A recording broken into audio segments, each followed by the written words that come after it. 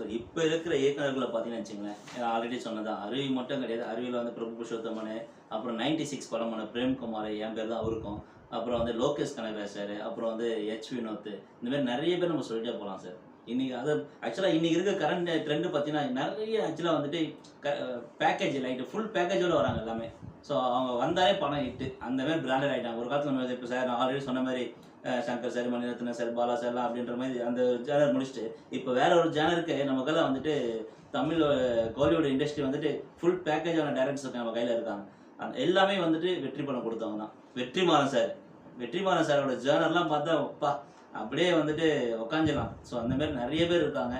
So நம்ம ஆக்சுவலாக அவங்க லைனில் ஏதோ சின்ன ஒரு குட்டியாக ஒரு கடுகளவுலாம் நம்மளை தயார்படுத்திக்கின்னு ஒரு படம் இந்த செம்மேடு படத்தை இயக்குவன்ற நம்பிக்கையில் நம்ம பயணம் தொடர்ந்துட்டு இருக்கு.